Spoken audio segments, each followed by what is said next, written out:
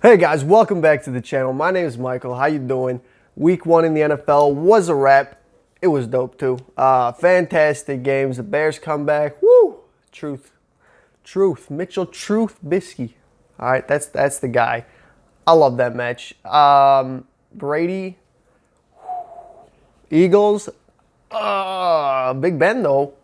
Big Ben's back. It was a fun week. I had a blast. I kind of want to dive into Tom Brady. Tom Brady, expectation was kind of here to here and everything in between. You know, some people are like, oh, you know, he's rusty. Some people were expecting complete dominance. It is what it is. I watched the game. It was like a primetime game, more or less. It was midday, 3:30. Yeah, he looked like a 43-year-old quarterback. Not surprised. Kind of saw it coming. Kind of didn't. That pick six, I didn't see coming. I mean, I didn't watch Brady a lot last year, but shit, that was pretty garbage. That was fucking garbage. So, I don't know. Would I call his debut a flop? I would say it wasn't as good as I expected, but it wasn't horrible. So, the Eagles, however, the Philadelphia Eagles, start the season off against the Washington football team. Okay? The team doesn't have a name.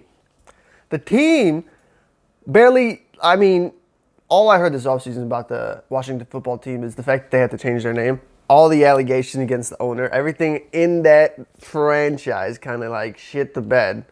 They go out there, get down by 17, and then the Eagles let them come back, score 27 unanswered, and they lose 27-17. That was my shocker of the week. I did not see that coming. That was, what? I mean, fuck. That was unfortunate. Big Ben. I watched that Monday Nighter. He looked a little rusty first series. As the game went on, he kind of got more Big Ben-ish. It was just kind of cool to see the Steelers have a quarterback that wasn't a practice squad player for a game. That was nice. The defense balled out. I had Saquon Barkley in fantasy, and that dude dropped 6 rushing yards. So props to the Steelers and their defense. That team's going to be legit. They might be fighting for a wild card. They play like they did on Monday night. Granted, it was against the Giants, so I'm not gonna get too crazy about it. But you know, it happened. Speaking of week 2, I got some outlandish predictions, bold predictions that shouldn't necessarily be predicted. We already kicked week 2 off with dub by the Browns. Baker Mayfield. Everybody's like, "Oh my God, he's back! He's back! Baker's back!" Baker beat the Bengals. The Bengals had the number 1 overall pick. Let's relax, okay? We're talking the Bengals. We're talking the Browns. The Battle of Ohio. The battle that I'm so happy I didn't watch. I didn't watch it. I didn't have NFL Network. I watched the highlights. I was on Twitter. I know Odell had a catch. I know the Browns are like, oh, you know, I finally got our pieces moving. I don't buy it. I mean, I didn't watch the game. And it's different when you watch the game versus highlights. So going back to my bold predictions, I'm going to kick it off with the Patriots, right? The Patriots heading over to Seattle, although there's no home field advantage because no fans in the stands in Seattle. However, Russell Wilson came off a 31 for 35, 4-touchdown performance in the ATL. Obviously, they're the favorites. I would pick them too.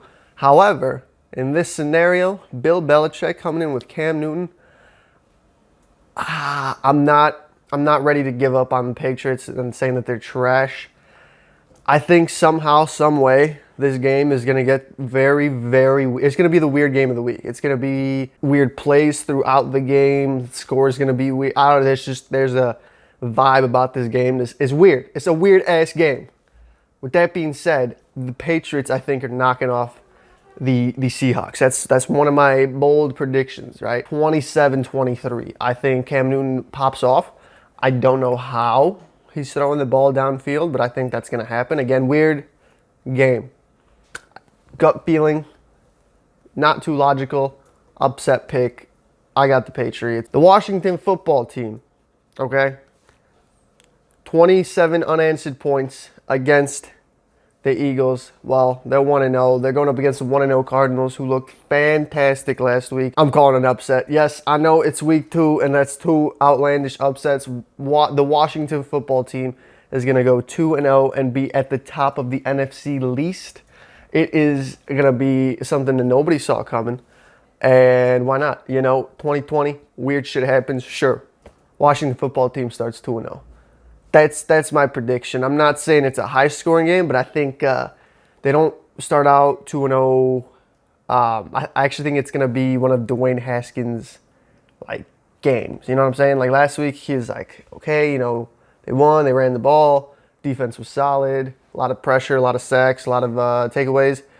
I think this week it's going to be Haskins that actually takes over against the Cardinals secondary, believe it or not, right? And I think that he throws for maybe 2 touchdowns, rushes 1 in, 3 total touchdowns, maybe 300 yards total. One of Haskins' best games since coming into the NFL.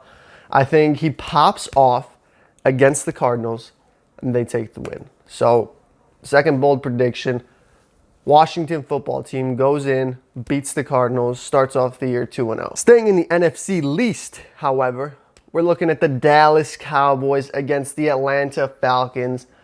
0-1, 0-1. Falcons lost to a really good Seattle team. The Cowboys scored 3 points in the second half. So, against a decent, I would say, Rams team. They missed the playoffs last year, but they look much improved. Jalen Ramsey, solid in that game. Dallas is going 0-2.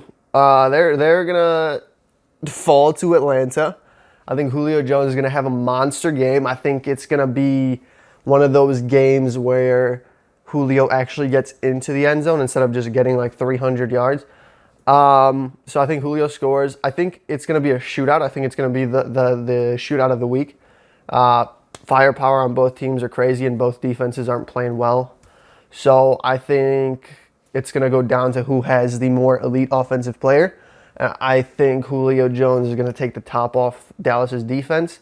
I think Zeke is going to get more neutralized than you would think because of Grady Jarrett, Takk McKinley. Their line's stout.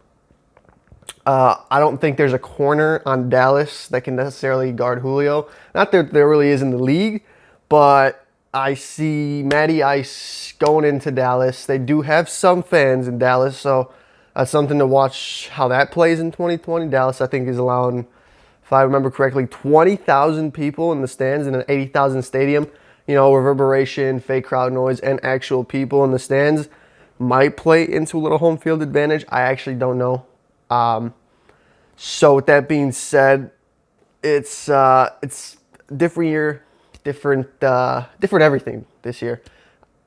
I'm still picking the Falcons by a field goal. I'm going to say 35-32. It's going to be a shootout.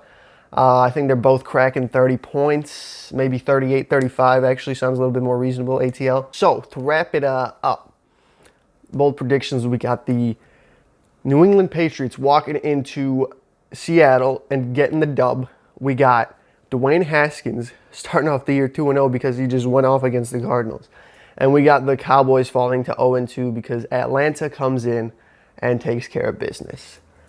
Let me know what you think. Let me know how you feel. Let me know what I missed. Let me know what doesn't make sense. Let me know how right I am. Down in the comments, drop a like, drop a sub. I'll see you next week. Let's go.